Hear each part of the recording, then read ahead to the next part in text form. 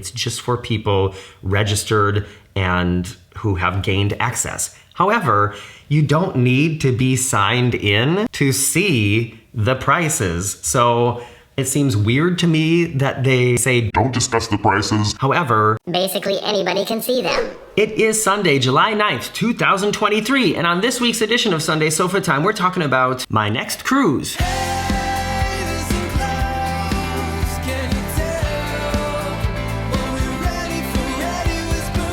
Hello everybody, I'm Morgan from the Very Unofficial Travel Guides. I travel all around the world to popular and not so popular tourist destinations to give you a very honest, unofficial look at what it's like to be there. I'm also the author of the book, Getting Stitches on a Cruise Ship, with crazy, fun stories of things that have happened to me while traveling around the world. If you're interested in that, it's on Amazon now. And it is actually Sunday the 9th. I am back here in Hamburg after a little more than 2 weeks visiting my family in Minnesota. I went to Valley Fair. I went to a llama farm. We spent some time at the lake. It was the 4th of July. And then I flew back yesterday and went almost straight from the airport to this huge street parade music festival thing called Schlagermove in Hamburg. And now I'm back here in front of the red sofa, and I have also booked my next cruise. Living over here in Europe, I live in Hamburg, which is in the north of Germany. The Mediterranean is kind of like the Caribbean of Europe. And for me, Barcelona is kind of like the Miami of Europe. So whereas a lot of you who live in North America have done a ton of cruises leaving from Miami, going to like the Virgin Islands, going to Nassau and things like that, a lot of my cruises have been leaving from Barcelona and going to places like Palermo, like Civichewbacca. Great. There's a bee in here. And this upcoming cruise is no different, although there is one port on this itinerary that, there it is. Oh, it's a fly. As I was saying, this upcoming cruise is not really that different. A lot of these ports are ports I visited many times. One of them is not, and the ship is also something really different. So I'm just gonna tell you all about it today. And I'm also really curious if any of you out there are going to be on this cruise, so make sure you let me know in the comments. I will be cruising with Costa Cruise Lines, which is an Italian-based cruise line related to Carnival, and I'm cruising on their Costa Smarelda ship, which is one of their newest ships, and at least when it was built, it was the 6th largest cruise ship in the world, so this is a big ship. There's some interesting design aspects of this ship. It doesn't have a traditional pool deck with a big pool or several pools in the middle of the ship and a lot of sun decks around it. There's kind of an outdoor party area at the back of the ship, and then there's a pool area and a water slide area and some indoor pool areas. Another thing that makes this ship really original is it has, in addition to sort of traditional style theater space at the front of the ship, like most cruise ships have, it also has this Colosseo, which is like theater in the round right in the middle of the ship. So on many other ships, in the middle of the ship, there's like an atrium, which is just a big open space. And on this ship, that open space is also a theater space. So interested to see the shows there and everything. But I said I was going to talk about the itinerary more in this video, and I'm going to wait till I actually get on the ship to show you the ship. That makes sense, doesn't it? But so if we go here to the Costa website, and I signed in here, so I'm at my Costa. It tells me here, my time until departure is only 22 days, 11 hours, and 14 minutes, very specific. I leave on July 31st, and it says I'm obligated to arrive at the terminal at July 31st, 2023 at 13:30, which is 1:30 in the afternoon. The first day is Barcelona, so we leave from Barcelona. And like I said, I've been to Barcelona so many times. I always look forward to going back there because it's just a really cool city. I know my way around the city. I know how to get to the cruise port. I know how to get back from the cruise port. It just feels like a really familiar place to begin and end a cruise, kind of like Miami does. So I'm looking forward to going back there. And I think that this time I'm gonna take the time to make a more detailed video about how easy it is to get to the cruise port if you're staying in a certain area of the city, which is kind of the area that I prefer to stay in. It's really easy to get to the cruise port, doesn't cost you a lot of money, as long as you're cool with a little bit of walking and carrying your own bags. Otherwise, you can just take a taxi, and the cruise port is really close to the main part of Barcelona anyway, so either way, you're gonna be fine. But so we start in Barcelona, and the one port we're gonna be visiting that I've only been to once before is Ibiza. This is something I'm really looking forward to. On our last Virgin Voyages cruise, we stopped in Ibiza, and it was fascinating. We were there actually overnight, so we had like a day and a half there, which is always it's always cool to be on a cruise and to be able to stay someplace overnight. Cruising just gives you like a little taste of all the destinations you go to. And so if you get to stay overnight, you get more, and that's just really nice. So we're gonna be in Ibiza, not overnight, just for like a half day. I think we get there at like 10 o'clock in the morning and leave at, I think, 6 in the afternoon or something. And one of the things I'm thinking about doing also on this trip is focusing on beaches, not only because it's just summer and I love swimming in the ocean and it's something I kind of want to do, but it's something that in many of these ports I haven't done before. Most of these ports are places where I've gone into the city and seen like the historical sites and things like that. So I'm kind of thinking of maybe I'll do like a beach comparison. What do you guys think about that idea? Showing beaches close to the port, how to get there, and comparing what they're like. Sound good? The next day is a sea day, which will be great. It is the only sea day on this trip, so that's gonna be a day where I'll probably get a lot of work done, doing a little bit of the ship tour and things like that. And the next day we're in Palermo, which is also a place I've been at least 3 times, if not 4 times. I've done hop on, hop off bus tours there. I've toured the gigantic like opera house, which was really fascinating, especially for people like Marcus and I who worked in theaters for so long. And I think there, I'm gonna go to the beach. That's something I've never done there, and there are so many options. And I wrote to my friend Marco, who I think he grew up there, to ask him which beach he would recommend. So let's see what that's gonna be like. The next day, we're gonna be in the port of Civichewbacca. By the way, the real name is Civichevecchia, I know that. This is the port that they call Rome, even though Rome is about an hour and a half away from here.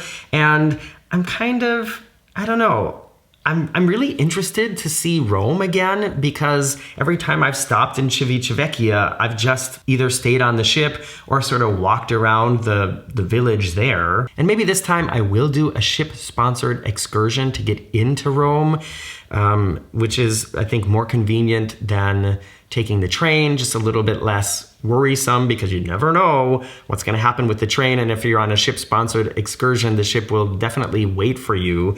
I just don't know how I feel about being there in the middle of the summer. Italy is crazy hot in the summer, and I don't know how I feel about spending basically 3 hours of the time I have that day in a bus. Know what I'm saying? So I haven't quite decided what to do there. There's Marcus and I watch a lot of food shows and restaurant shows, and recently we watched something, I can't remember what the show was. I think it was Chef's Table, where they were talking about, or they were featuring a chef who created a brand new concept for traditional pizza in Rome.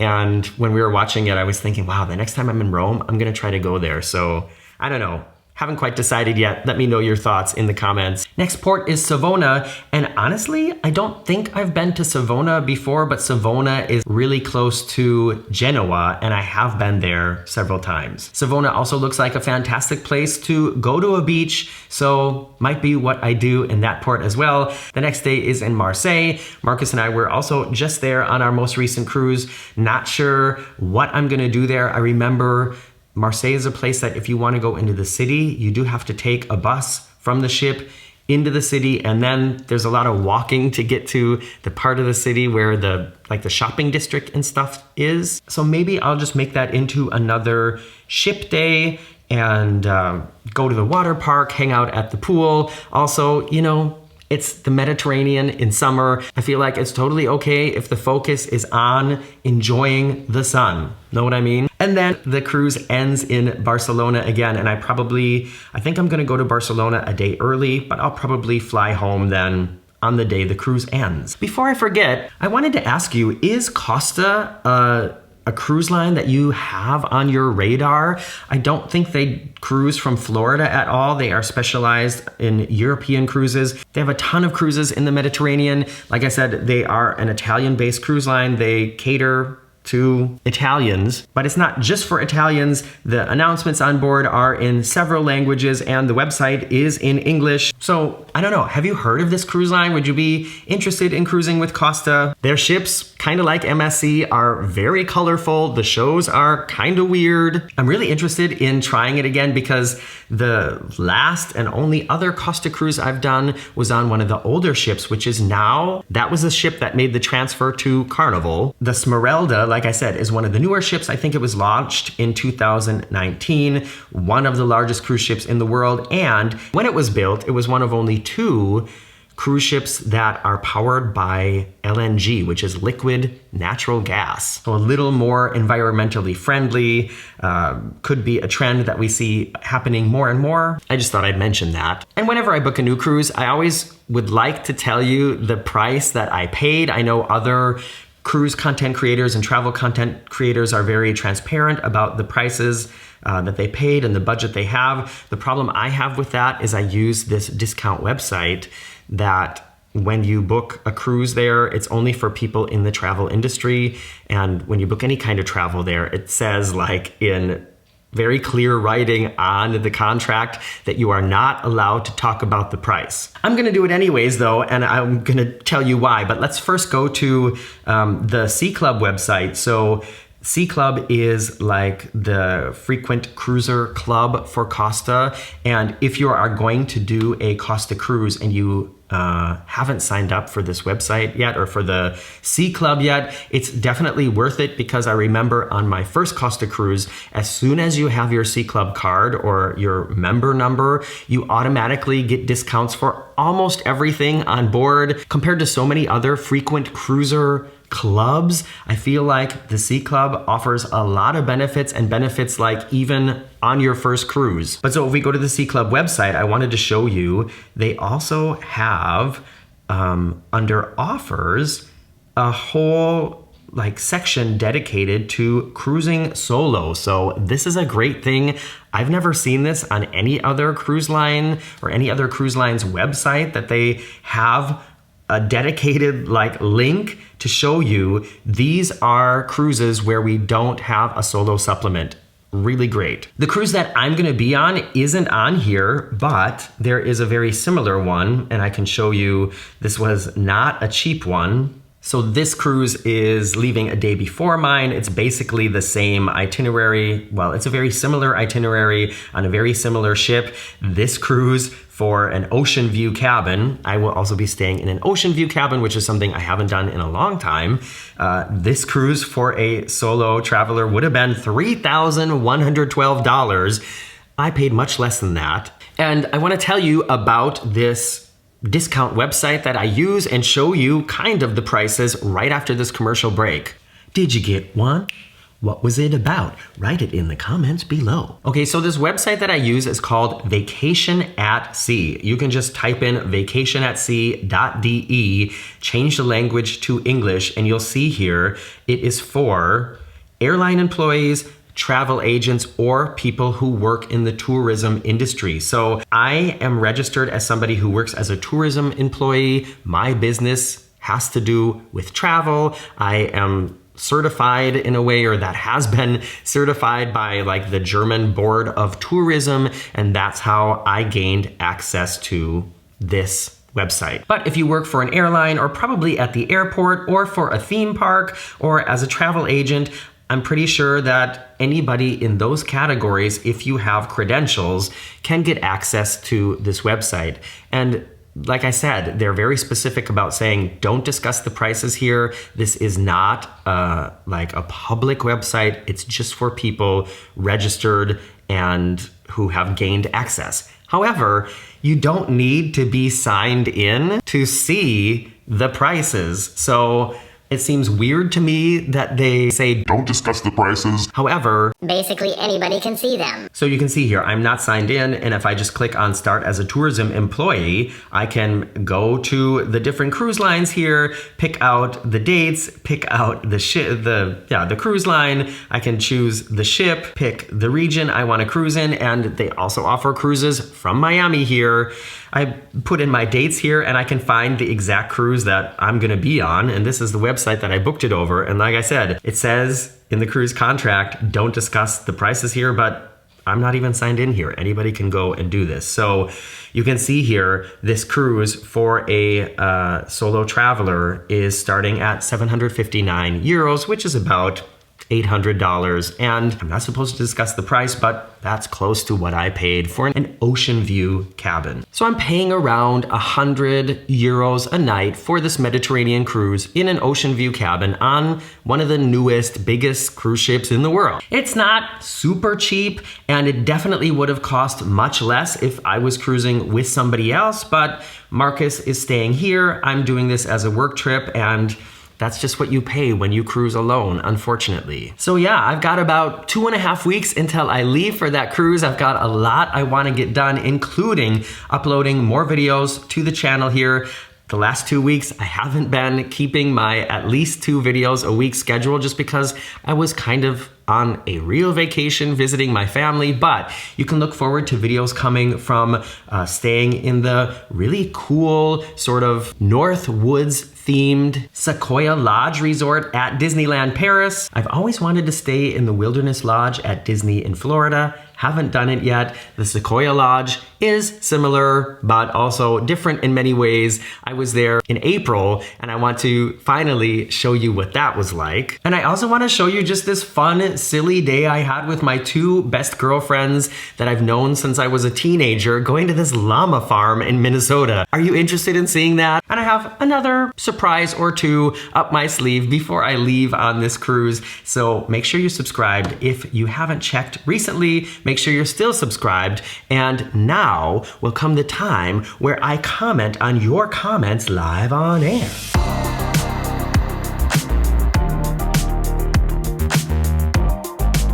In last week's Sunday Sofa Time, I showed you what it was like to fly in premium economy class on Delta, or it's called Premium Select. I feel like, if you book a Delta flight, you could be on Delta, you could be on Air France, you could be on KLM, and each one of these airlines calls it something a little bit different. On my ticket, it said Premium Select. So this is kind of a step between Economy Plus and business class. So you get some of the business class stuff, and some of it is still kind of economy feeling. I talked all about it in this video, and I showed what the seat is like, what the food was like, all that kind of stuff. So if that interests you, make sure you go check out that video from about 2 weeks ago. Like I said, haven't been the best at uploading lately, but it's because I was on vacation with my family. Anyways, these comments are on that video. The first one is from NP7360. NP writes, OMG, I love you. Well, thanks. Thank you for providing your great cruise level reviews on flights. Honestly, a lot of the flight review peeps just have insane expectations, so it's very good to have a realistic view. For me, the biggest reason why I actually pay the extra for premium economy, I do go business for Europe, Asia, and Oceania flights, but hell no for 8 hours or below. I have a bit of agoraphobia, and my girls are big. I think NP means girls are big, so having the space between me and other people is really appreciated.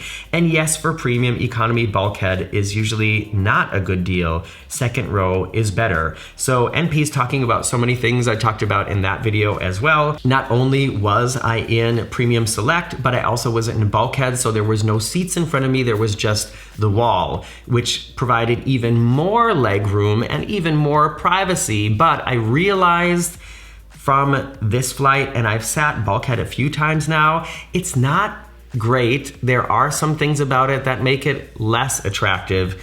Talked about it in that video too. And yeah, if you are a larger person, larger in the sense that you're really tall or maybe a little bit fluffier, then having a bigger seat with more space is of course perfect for you. I am neither of those things, and that is one of the reasons why I said also in the video that I'm not sure I would necessarily do this again, at least not for getting a bigger seat. Next comment is from James Haddon 8538.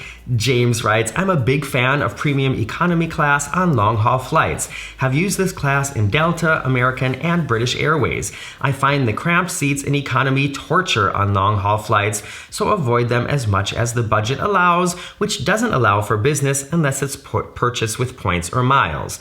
Oh, and you definitely are not meant to take the upgraded headphones, even in business and first, so Oops. one of the things I talked about in the video and showed is that they have much nicer headphones in this class of seats, and I didn't realize you're not supposed to take them. I mean, the cheap, crappy headphones that you get in the back of the plane, I'm pretty sure those are just thrown away or recycled at the end of the flight, and that's why I figured, okay, well, these also must be thrown away or recycled, so I just kept them, and I guess you're not supposed to. So what am I supposed to do? Send them back to Delta? Like, honestly, should I feel bad about this? Is this considered stealing? Can I get in trouble for this? Final comment is from Vicky Nard Beyond Imagination 3537. Vicky writes, interesting that they allowed you in priority lane on the first leg.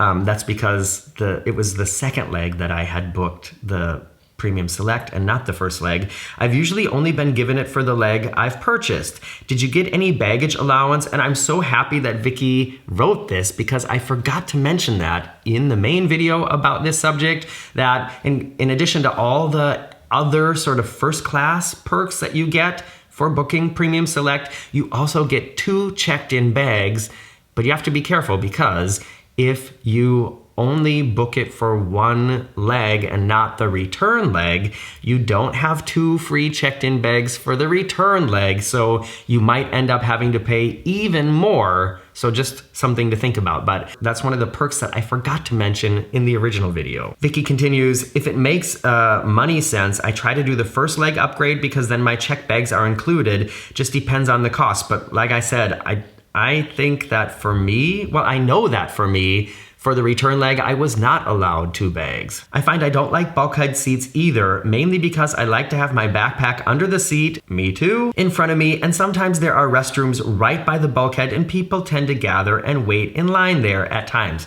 True, another reason why bulkhead or last row, booking the last row will very often land you in an empty row or with empty seats around you, but you're right by the bathrooms, and then there's people waiting for the bathrooms all the time. And that's it for Sunday Sofa Time from this week. Thank you for spending this part of your Sunday or whatever day it is with me here in front of the red sofa. I'm Morgan from the Very Unofficial Travel Guides, and I will be back here soon. Hope you will too. Bye-bye.